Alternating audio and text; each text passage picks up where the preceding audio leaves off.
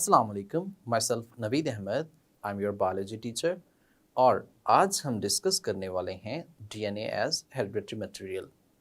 Previous video में आपने ये बात डिस्कस की थी कि जो इनहेरिटेंस है, यानी कि पेरेंट से जो ट्रेड्स ट्रांसमिट होती हैं ऑफस्प्रिंग्स में, उसमें कौन सी चीज़ इन्वॉल्व है। तो क्रोमोसोमल थ्योरी ऑफ इनहेरिटेंस में ये बात कंफर्म हो गई कि chromosomes these are responsible for transmission of traits from parents to offspring. Now we want to confirm that कि क्रोमोसोम्स के अंदर ऐसी कौन सी चीज है जो इनहेरिटेंस में इन्वॉल्व होती है। I mean that in chromosomes there is three components. The one is DNA, other one is RNA, and the third one is protein. These three components in which one of the following is responsible for transmission of traits. तो आज हम different experiments की मदद से ये बात confirm करेंगे कि ऐसी कौन सी चीज़ है जो इनहेरिटेंस में इन्वॉल्व होती है। और इस एक्सपेरिमेंट को देखते हुए चलते हैं लाइट बोर्ड की तरफ। जी students, DNA as hereditary material, और इसमें एक्सपेरिमेंट है फ्रेडरिक ग्रिफिथ एक्सपेरिमेंट। अब देखिए, हमारे पास जो मेन बात थी वो ये थी कि जो डीएनए है क्या ये हेरिडिटरी मटेरियल है या नहीं है। जबकि प्रीवियसली आपने ये डिस्कस किया था कि क्रोमोसोम्स जो हैं यही पेरेंट से ऑफस्प्रिंग में ट्रांसमिट होती हैं, और जितनी भी करैक्टरिस्टिक्स होती हैं, ट्रेट्स होती हैं, पेरेंट से ऑफस्प्रिंग में क्रोमोसोम्स के थ्रू ट्रांसमिट होती हैं। अब यहाँ पे क्वेश्चन ये अराइज हुआ था कि क्रोमोसोम में ऐसी क्या चीज़ है जो पेरेंट से ऑफस्प्रिंग में ट्रांसमिट होती है और वो हेरिडिटरी का रोल रखती है। हेरिडिटरी का मतलब ये होता है, बेसिकली हम ऐसे कह सकते हैं विरासत, यानी कि पेरेंट से जो ऑफस्प्रिंग में चीज़ें ट्रांसमिट होती हैं। अब हमारे पास डिफरेंट चीज़ें हैं, लाइक दैट क्रोमोसोम्स के अंदर आरएनए है, प्रोटीन है और डीएनए मौजूद है। हमने बजाते खुद ये बात एक्सपेक्ट की है, यानी कि सोचा है, एक्सपेक्ट की है कि जो डीएनए होता है यही हेरिडिटरी रोल रखता है। यानी कि ये हमारी अपनी ऑब्जर्वेशन है। ऑब्जर्वेशन ये है कि जो डीएनए है, दैट इज, ये डीएनए जो है ये एक जेनेटिक मटेरियल है और यही आगे क्या होता है, ट्रांसमिट होता है। और इस बात को प्रूव करने के लिए हमारे पास डिफरेंट क्या होने चाहिए, एविडेंसेस होने चाहिए। यानी कि ये मेन बात है जिसको हमने प्रूव करना है और ये एविडेंसेस इसके लिए रिक्वायर्ड हैं। अब बात जानते हैं कि साइंस जो है ये एक्सपेरिमेंट पर बिलीव करती है, इसको कोई ना कोई सबूत चाहिए होता है, यानी कि हम फिक्शन पे बात नहीं कर सकते। सो जेनेटिक मटेरियल जो डीएनए है ये है, इसके एक एविडेंस के तौर पर फ्रेडरिक ग्रिफिथ एक्सपेरिमेंट एक परफॉर्म किया गया। यानी कि इसने एक्सप्लेन करने की कोशिश की है कि जो जेनेटिक मटेरियल है वो डीएनए है। इसी के लिए सबसे पहले हम देखते हैं इस साइंटिस्ट को। ये साइंटिस्ट माइक्रोबायोलॉजिस्ट है। माइक्रोबायोलॉजिस्ट आप जानते हैं जो कि माइक्रो ऑर्गेनिजम्स की स्टडी कर रहा होता है। इसमें जो माइक्रो ऑर्गेनिजम्स हैं वो बैक्टीरिया है। तो ये साइंटिस्ट क्या है, माइक्रोबायोलॉजिस्ट है। पहली बात, साइंटिस्ट माइक्रोबायोलॉजिस्ट है। ये माइक्रो ऑर्गेनिजम्स में किसको स्टडी कर रहा था, बैक्टीरिया को। और जो बैक्टीरिया ये स्टडी कर रहा था उसका नाम है स्ट्रेप्टोकोकस नमोनिया।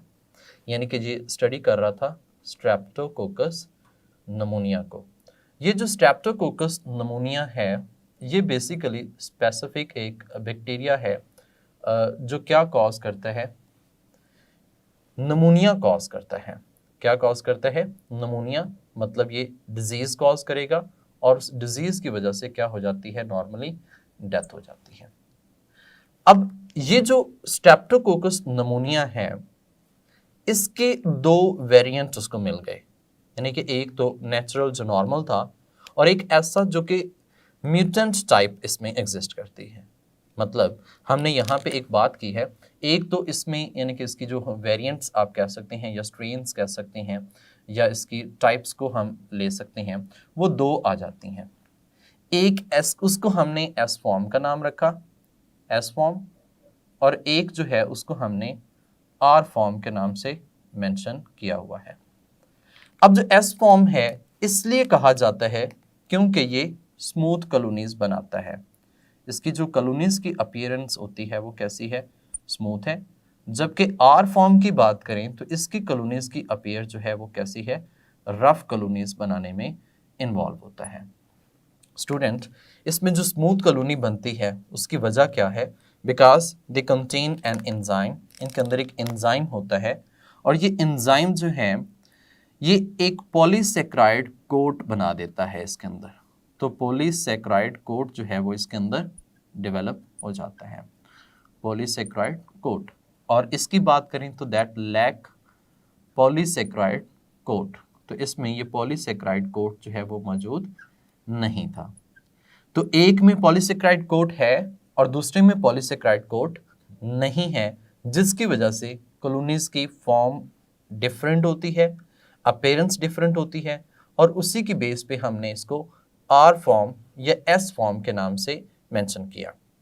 देखिए स्टूडेंट्स, जो एस फॉर्म है इसको हम वायरुलेंट भी कहते हैं, ये वायरुलेंट टाइप होती है। वायरुलेंट का मतलब ऐसी जो जहरीली होती है जिसकी वजह से डेथ कॉज हो जाती है।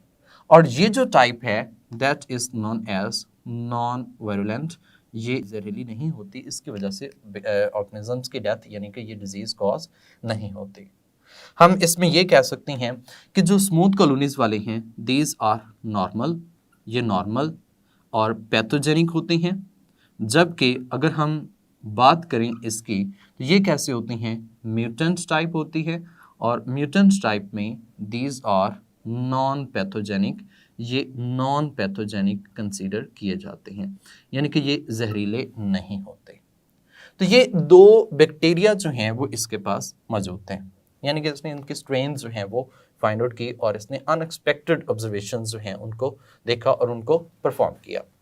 अब देखिए यहाँ पे जो एस फॉर्म और आर फॉर्म दो टाइप्स आ जाती हैं, इनमें डिफरेंस आपने देख लिया।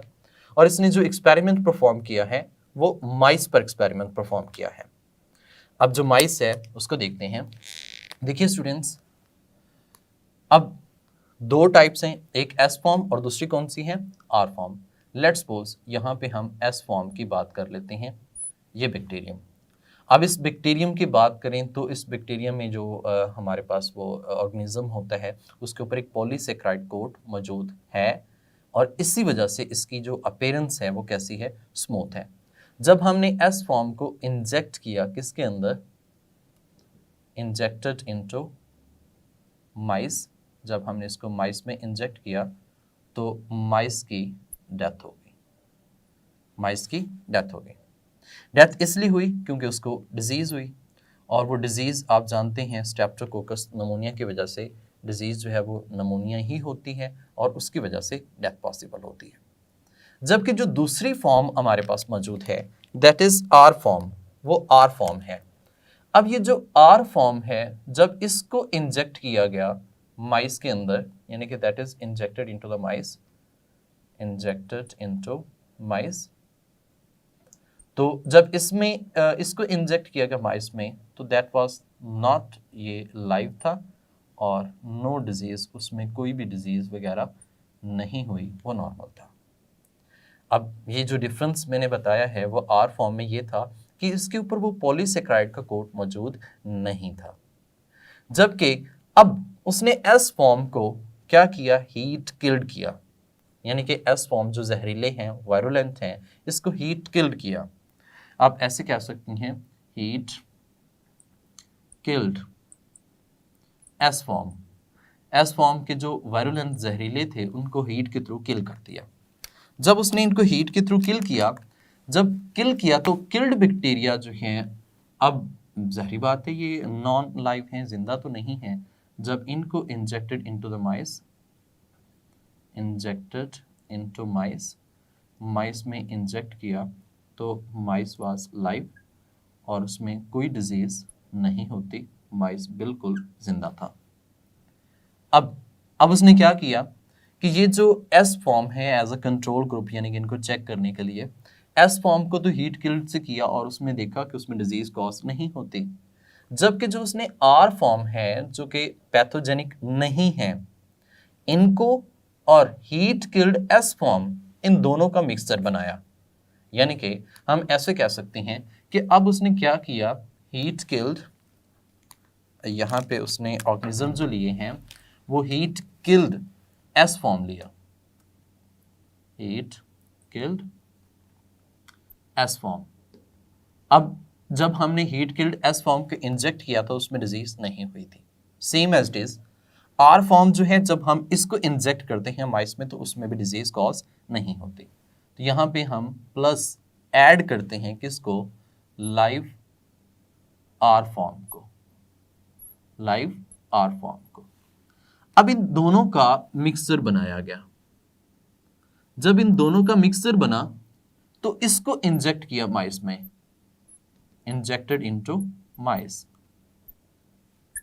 जब इसको माइस में इंजेक्ट किया तो माइस वाज किल्ड, उसकी क्या हो गई, डेथ हो गई। और डेथ होने से ये क्यों हुई, वो एक डिजीज होने की वजह से हुई। अब देखें, एक अनएक्सपेक्टेड सा रिजल्ट था उसके लिए। जबकि यहाँ पे आर फॉर्म को अकेला उसने इंजेक्ट किया तो उसकी डेथ नहीं हुई। सेम एज इट इज जब उसने हीट किल्ड एस फॉर्म, जो कि मतलब जिसकी लाइव अगर हम इंजेक्ट करते हैं तो उसकी डेथ हो जाती है, जब उसने हीट किल्ड किया तो उसने इंजेक्ट करने से उसके अंदर डिजीज नहीं हुई और वो किल नहीं हुआ। अब उसने इस दोनों का मिक्सचर लिया जिसमें दोनों की तरफ वो लाइव था। जब मिक्सचर लिया हीट किल्ड एस फॉर्म का और लाइव आर फॉर्म का, और फिर उसने माइस में इंजेक्ट किया और देखा कि माइस की डेथ हो गई और उसमें डिजीज हुई थी। जब उसने इस माइस का, जो माइस की डेथ हुई थी, इस माइस का ब्लड चेक किया, इस माइस का क्या किया, ब्लड चेक किया, ब्लड एग्जामिन किया, तो ब्लड एग्जामिन करने से पता चला कि इसमें लाइव एस फॉर्म जो है वो क्या है, मौजूद हैं। अब ये तो बड़ी हैरान कौन सी बात है, यहाँ पे डेड एस फॉर्म है लेकिन जिंदा जो है वो तो आर फॉर्म है, लेकिन उसके ब्लड के अंदर लाइव एस फॉर्म जो बैक्टीरिया हैं वो बहुत ज्यादा मौजूद हैं। एस फॉर्म आप जानते हैं यहाँ पे ये वायरुलेंट हैं और ये डिजीज कॉज करते हैं और ये नॉर्मल पैथोजेनिक बैक्टीरिया थे। अब ये उसके लिए बहुत ही अनएक्सपेक्टेड रिजल्ट था। अब उसने कंक्लूजन क्या निकाला, यानी कि उसने देखा क्या इसमें, उसने कहा कि अगर हम इसको लाइव इंजेक्ट कर रहे हैं तो उसकी डेथ होती है, इसको हम लाइव इंजेक्ट करते हैं तो वो नॉर्मल है, यानी कि उसको डिजीज नहीं हुई। Heat killed S form inject किया तो वो लाइव है। ऐसा करने से क्या चीज ट्रांसमिट हुई है हीट किल्ड एस फॉर्म से, जो कि आर फॉर्म को परमानेंटली कन्वर्ट कर देती है किसके अंदर, एस फॉर्म के अंदर। तो इस प्रिंसिपल को उसने ट्रांसफॉर्मेशन के नाम से मेंशन किया। किस नाम से मेंशन किया, ट्रांसफॉर्मेशन के नाम से। तो यहाँ पे एक टर्म यानी कि एक प्रोसेस उसने एक्सप्लेन किया, that process is transformation. Transformation, transformation का मतलब यह है कि कुछ चीज एक से दूसरी चीज में ट्रांसमिट हो जाना। हम अगर सिंपल बात करें तो ये ट्रांसफॉर्मेशन जो है, इसको प्रॉपरली डिफाइन किया जाए तो हम ऐसे कह सकते हैं कि the transfer of material, the transfer of material, materials का ट्रांसमिट होना फ्रॉम इन्वायरमेंट, यानी कि इन्वायरमेंट से, इन्वायरमेंट कह सकते हैं या इमीडिएट मीडियम कह सकते हैं, environment or medium which alter the transfer of material from environment or medium which alter the permanent genetics of